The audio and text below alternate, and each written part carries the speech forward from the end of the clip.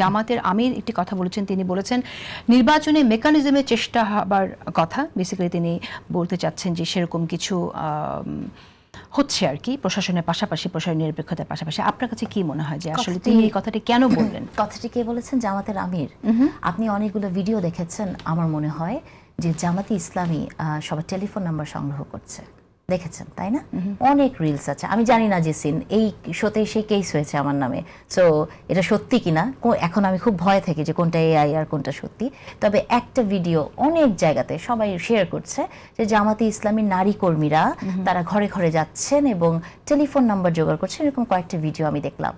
Do you understand কেন telephone number জোগাড় করে? বিকজ বাংলাদেশে এই মুহূর্তে প্রত্যেকটি সিম হচ্ছে নিবন্ধিত এবং সেটি নিবন্ধিত হচ্ছে আপনার এনআইডি দিয়ে। তো একটা টেলিফোন নাম্বার পেলে সেই এনআইডি দিয়ে আপনি দেখতে পাবেন যে কে কোথায় থেকে মাইগ্রেট করেছে, কেউ বেঁচে আছে কি মরে গেছে, এগুলো জানা খুব বেশি সহজ। তাহলে এই জিনিসগুলো কেন করে জেসিন? হ্যাঁ, এটার পিছনে নিশ্চয়ই কোনো কারণ আছে।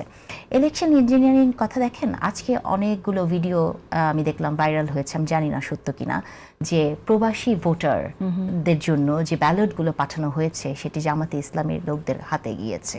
এবং আরেকটি ইন্টারেস্টিং জিনিস আমি দেখলাম যে ভোটারের যে আপনার ব্যালট পেপার তৈরি করা হয়েছে, 1 নম্বরে দাঁড়িপাল্লাকে দেওয়া হয়েছে। আমি জানি না এটা কি র্যান্ডমলি সিলেক্ট করে দেওয়া হয়েছে নাকি ওই যে জামাতের একজন নেতা বলেছেন না যে পরকালে শুধু একটা মার্কাই থাকবে, দাঁড়িপাল্লা, ধানের শীষ এবং নৌকা থাকবে না, হতে পারে এই জন্যই হয়তো মানে খুব যেহেতু ইসলামিকভাবে এই মার্কাটাকে তারা খুব গুরুত্বপূর্ণ মনে করছে, এই জন্য একে দিয়েছে।